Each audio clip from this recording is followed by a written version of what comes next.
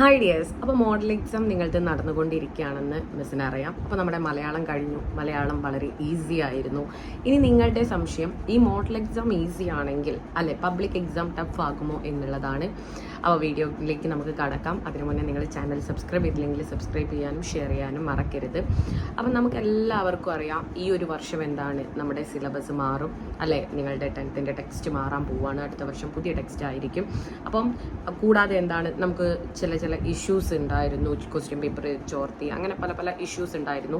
അപ്പം എല്ലാം കൊണ്ടും എന്താണ് നമുക്ക് ടെക്സ്റ്റിൽ നിന്നും അല്ലെ ഇതുവരെ വന്നതിനേക്കാൾ എന്താണ് ചോദ്യത്തിൽ മാറ്റം ഉണ്ടായിരിക്കും. ഇപ്പോൾ മോഡലിലാണെങ്കിലും നമുക്ക് എന്താണ് ഇത്രയും കാലം ചോദിച്ച മോഡലിൽ നിന്നൊക്കെ വ്യത്യസ്തമായിട്ടുള്ള ചോദ്യങ്ങൾ ഉണ്ടായിരുന്നു. പക്ഷേ നിങ്ങൾക്ക് ഈസി ആയത് എന്തുകൊണ്ടാണ്? നമ്മൾ എല്ലാ പാഠങ്ങളും കാര്യങ്ങളും വൃത്തിക്ക് പഠിച്ചതുകൊണ്ടാണ്. ഓരോ വരിയും അല്ലെ കുത്തും കോമയും വിടാതെ പഠിച്ചതുകൊണ്ടാണ് നിങ്ങൾക്ക് എല്ലാവർക്കും മലയാളം അത്രയും ഈസി ആയത്. അതുപോലെ തന്നെ നിങ്ങൾ എന്ത് ചെയ്യുക, എല്ലാ സബ്ജക്റ്റും നന്നായിട്ട് പഠിക്കുക.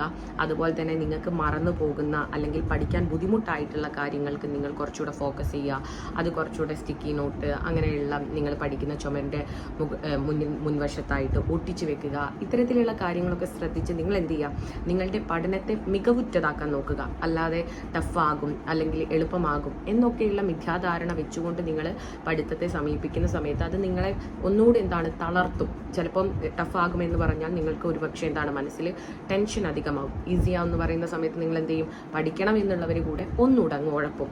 എന്തായാലും പാസ്സാകുമല്ലോ എന്ന് വിചാരിക്കും. ഇതൊന്നും നിങ്ങൾ എന്താണ് മുഖവരൊക്കെ എടുക്കേണ്ട. നിങ്ങൾ മറിച്ച് എന്ത് ചെയ്യാം, നന്നായിട്ട് കൃത്യമായിട്ട് നിങ്ങൾ ഒരു ടൈം ടേബിൾ ക്രമീകരിച്ചിട്ടുണ്ടാവുമെന്ന് വിചാരിക്കുകയാണ്.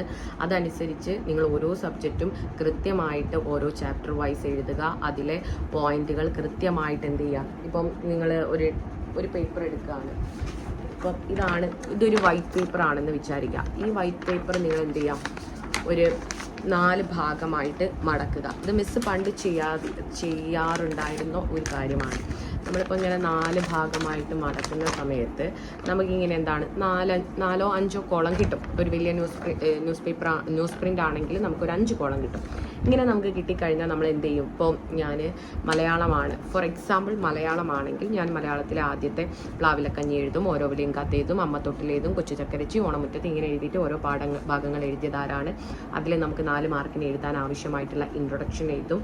അതിനുശേഷം അതിൽ വരുന്ന പ്രധാനപ്പെട്ട പോയിന്റ്സ്, പിന്നെ അതുപോലെ തന്നെ അതിൽ നിന്ന് എസ്സേ വരികയാണെങ്കിൽ അതിന് മെയിനായിട്ട് ഇൻട്രൊഡക്ഷൻ കൊടുക്കേണ്ടത് എന്താണ്. ഇങ്ങനെ ഒരു ചെറിയ നോട്ടായിട്ട് എല്ലാ ചാപ്റ്ററിൻ്റെയും പഠിക്കുന്നതിനനുസരിച്ച് നമ്മൾ എന്ത് ചെയ്യും, പോയിന്റ്സ് ആക്കി വെക്കും. എന്നിട്ട് ഇത് നമ്മൾ എന്ത് ചെയ്യും, വൈകുന്നേരമോ രാവിലെയോ പഠിക്കുകയാണെങ്കിൽ അതൊന്ന് എപ്പോഴാണോ നമുക്ക് സമയം കിട്ടുന്നത് അതൊന്നുകൂടെ വായിച്ചു നോക്കാം. അതുപോലെ തന്നെ നമുക്ക് എക്സാമിൻ്റെ തലേ ദിവസമോ അല്ലെങ്കിൽ രാവിലെ എഴുന്നേറ്റോ ഇങ്ങനെ ഒരു സബ്ജക്റ്റിന് ചിലപ്പോൾ നമുക്ക് ഇതേപോലത്തെ ബാക്കിലും നമുക്ക് എഴുതാം, അതുപോലെ തന്നെ ഫ്രണ്ടിലും നമുക്ക് എഴുതാം. ഇങ്ങനത്തെ 1-2 പേപ്പറേ നമുക്ക് എന്താണ് ഒരു സബ്ജക്റ്റിന് ആവശ്യമായിട്ട് വരുന്നുള്ളൂ, അല്ലെങ്കിൽ ഒരു മാക്സിമം 3 പേപ്പർ. അപ്പോൾ ഇത് നമുക്ക് രാവിലെ എടുത്ത് ഒന്ന് കണ്ണോടിച്ച് പോവുകയാണ്. അതിൽ നമ്മൾ കുറച്ച് കളർ പെൻ കൊണ്ടാണ് എഴുതുന്നതെങ്കിൽ നമുക്ക് പെട്ടെന്ന് എന്താണ് എല്ലാ പാഠങ്ങളും ഒന്ന് കവർ ചെയ്തിട്ടുണ്ടോ എന്ന് ഉറപ്പ് വരുത്താൻ കൂടെ സാധിക്കും. ഇങ്ങനത്തെ കുറച്ച് നിങ്ങൾ ഷോർട്ട് നോട്ട്സ് കാര്യങ്ങളൊക്കെ ഉണ്ടാക്കി തന്നെ നിങ്ങൾ എന്ത് ചെയ്യുക, പഠിക്കുക. വെറുതെ വായിച്ച് പഠിക്കാതിരിക്കുക. അപ്പം എല്ലാവരും മനസ്സിലാക്കേണ്ടത് ഇത്രയാണ്. നന്നായിട്ട് നിങ്ങൾ പഠിക്കുകയാണെങ്കിൽ നമുക്ക് എന്താണ് പബ്ലിക് എക്സാം ഈസി ആവും എന്നുള്ളത് മാത്രമേ ഉള്ളൂ. ബാക്കി ആര് പറയുന്നത് നിങ്ങൾ എന്ത് ചെയ്യരുത്, മുഖവരയ്ക്ക് എടുക്കരുത്. അപ്പോൾ എല്ലാവരും കൃത്യമായിട്ട് പഠിക്കുക. ആ ഒരു സ്ട്രക്ചർ, ഒരു എന്താ പറയുക പ്ലാനിങ് നിങ്ങൾക്ക് ഉണ്ടായിരിക്കണം പഠിക്കേണ്ട സമയത്ത്. അതുപോലെ തന്നെ ഷോർട്ട് നോട്ട് ഉണ്ടാക്കുക. ഇത് തന്നെയാണ് നമുക്ക് എക്സാമിന് ചെയ്യാനുള്ളത് എന്നതേ മിസ്സിന് പറയാനുള്ളൂ. അപ്പോൾ നമുക്ക് മറ്റൊരു വീഡിയോയിൽ കാണാം. Bye guys.